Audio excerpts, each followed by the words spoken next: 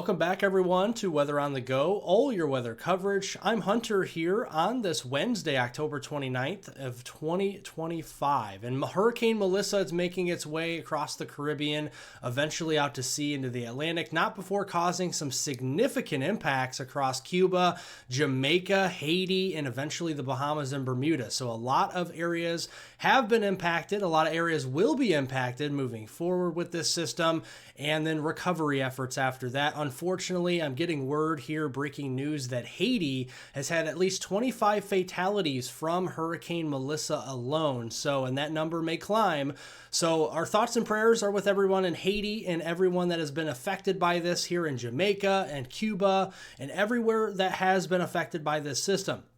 We're going to look at where the system is going to be going here over the next few days, its intensity, any more impacts it could bring. We're also going to be looking at your long-range forecast across North America. That does, yes, include Canada and the United States. And we'll be looking at the snow and ice cover as well as we're getting closer to the winter season. So subscribe to the YouTube channel. We are just 30-some subscribers away from 137,000. Like the video if you can, give it a thumbs up, and share it with a friend, family member, and on social media. Here is Hurricane Melissa, or at least what's left of it here. It has definitely undergone some rapid de-intensification, so that means it has really started to weaken here over the past several hours or a couple of days as it's moved across Cuba, but it is still impacting areas here into the Bahamas and eventually up there toward Bermuda. Here is the latest on those sea surface temperatures across the Caribbean. This will probably be updated again within the next couple of days, and you'll notice some upwelling with Hurricane Melissa between Jamaica and Cuba once this gets updated. But look at further north. Once it gets north of Cuba here into the Bahamas, waters are still mild, but as it gets further north and east of the Bahamas toward Bermuda, that's where those water temperatures start to tail off. They start to get cooler the further north you go there in latitude. So, as a rule, hurricanes hate cool water, right? They do not like cool water. So it's going to trend down. It's going to downtrend over the next couple of days. Already a Cat 2. This is going to get into Category 1 probably either later today or tomorrow. And then a tropical storm or their remnants thereof of Melissa once it moves there up and towards Bermuda. So another key aspect to this is a trough, a low pressure system developing in the southeast U.S. and a trough here underneath. And that is actually going to push Melissa away from the east coast of the United States, kind of pick it up like a shovel and push it eastward. That is what is the expectation once we get to Halloween there on Friday, October 31st here, just about 2 days from now. So let's look here at our temperatures across North America, the lower 48 here, especially going through the rest of this week. The blue is indicated with cooler than normal temperatures for late October, and the oranges and reds, those are above normal temperature trends for that 5-day stretch here into late October, early November. And notice it's a little bit above normal out west, much above normal across southern Canada. Let's look at our temperatures this afternoon. A fall-like day is in store for most across the United States. Obviously, you go down here to southern Florida, you go down here to Phoenix, San Diego, it is much warmer, typically with the desert or just southern Florida in general this time of year. Those are your prime vacation destinations. But further north, like Chicago, say Des Moines, over there toward Lincoln, and even as far east, New York City, we're going to be into the 50s, low 60s today. Going into Thursday, a little bit of some return flow across the southern plains could get us into the 60s. Same deal there on Friday. Here is Halloween, and it is going to be a chilly one up here across the Dakotas and Minnesota. So any trick-or-treaters out there, make sure to bundle up here with your costumes because it's going to be chilly even during the day there as we go into Halloween. A little bit chilly also the interior parts of the Northeast into the Ohio Valley, a little bit more mild further south you go toward the Gulf Coast on Halloween. As we go into the weekend, cooler air still spilling in from Canada across the Great Lakes and upper Midwest over here into the Northeast. 40s and 50s by rule will be the high there on Saturday to start November on November 1st. And then going into Sunday, we start to warm up those temperatures with a southerly wind component across the plains there as we go into Sunday. Rapid City could be in the mid-60s up there in South Dakota. At night, it's going to be chilly the next couple of nights. It's going to feel more wintry-like or late fall-like here with low temperatures getting into the upper 20s, low 30s for most of the plains and into the upper Midwest. Friday morning could be the most widespread, coolest morning across the U.S. we've seen so far this season, with those 20s, even teens across the higher elevations of the Rockies. You go into the lower elevation regions here into the Midwest, we're going to be more into the 30s for lows, maybe some frost freeze there heading into Friday, and then going to Saturday morning looks to be fairly chilly across the northern plains, the Dakotas, the Black Hills down here into Nebraska, mid, even low 20s starting off your weekend, and then that will shift eastward going into Sunday. So a chilly weekend, at least from a morning perspective, is in the cards, right? We're going to be seeing the 20s and 30s there Saturday morning and Sunday morning here. So let's look at the precipitation moving through the next 5 days, taking you through Monday on November 3rd. Wettest conditions in the green are expected across the east. In the brown, that's where we see below normal precipitation. That's favored from the Great Lakes, Midwest down there toward the southern plains. A little bit of some active weather in southwest Canada and the Pacific Northwest going through the next few days. Here's what it looks like from a thunderstorm perspective for today. Marginal risk, 1 out of 5 on the risk scale for isolated severe weather there in the dark green. Southeast Virginia into the Outer Banks there, Norfolk down there towards portions of, again, the Outer Banks of North Carolina.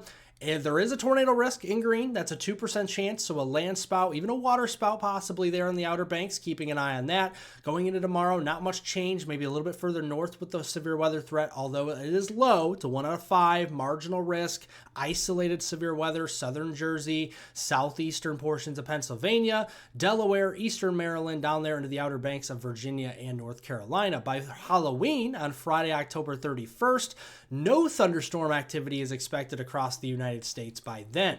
Let's look at the eastern United States first, central next, and western after that. Pretty rainy afternoon is in store from the southeast, Tennessee Valley up into the mid-Atlantic here by the evening. Some of this rainfall could be locally moderate to heavy at times, so you'll be noticing a pretty rainy day out there from Nashville up there, say, to Washington, D.C., Baltimore, even over here into Asheville, North Carolina. Keeping an eye on that, and some of that rainfall, like I said, could be moderate to heavy. Overnight, rainfall will be spreading up eventually into Pennsylvania, Poconos up there into New York State, into Jersey. Some heavier downpours, some thunderstorms will be possible. Watching out for the threat for some severe weather.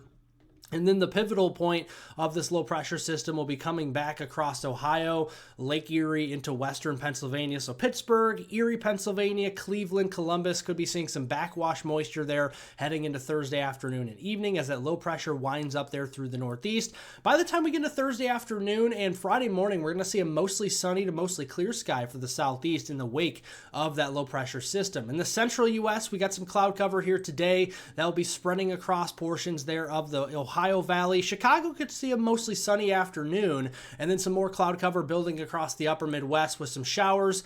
That'll be light, and then potentially some snow showers, light flurries across portions of the Dakotas, especially North Dakota, northwestern Minnesota, where it's cold enough to support some snowfall up there. That'll take you into Friday morning.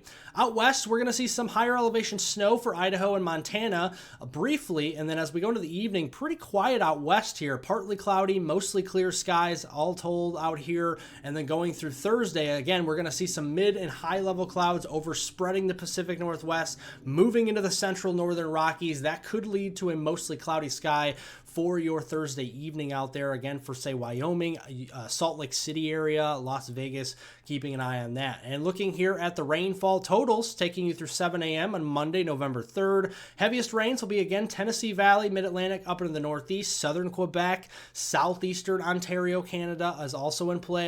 Could potentially be seeing 1 to 2 inches of rainfall there.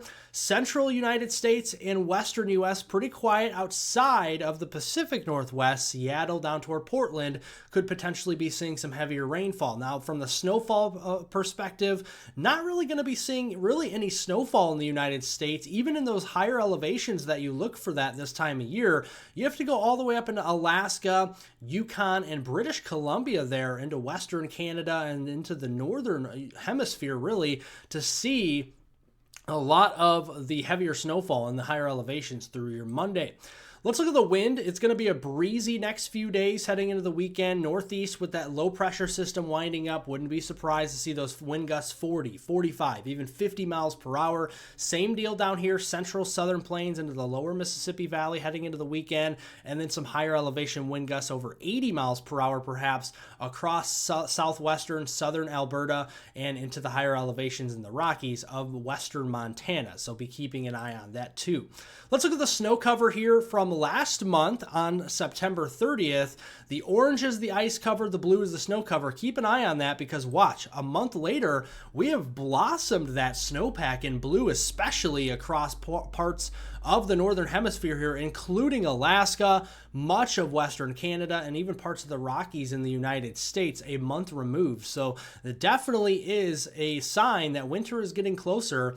Let's look at the long range forecast as we go into next week. Monday, November 3rd through Friday, November 7th, a ridge is going to establish across the western and central U.S., pushing that trough into eastern tropical Canada, and that means a warm-up is in store heading into that first, even second week of November for the west, and then some of that warmth will spread eastward slowly with time. The eastern seaboard, Maine to Florida in particular, and anywhere along that path in the eastern U.S., we'll see more normal to slightly below normal temperatures heading into next week. Precipitation, a little bit active in green down here in the southeast coast. Some of that's tropical induced. Some drier weather here as we go from the northeast through the Ohio Valley and into the plains as we go from Monday, November 3rd through Friday, November 7th next week.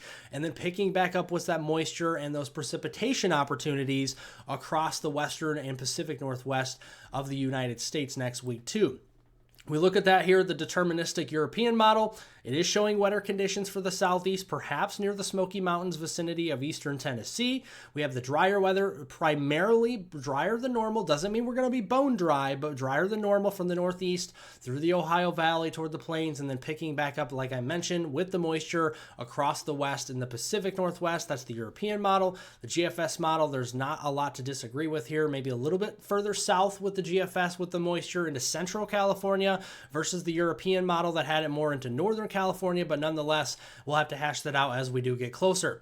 Looking at the second week of November, that warmth you see out west is going to progressively move east. So the central and eastern U.S. by the second week of November will have that significant warm up. And then the cool down will be coming for the western third of the U.S. from the Rockies toward the west coast.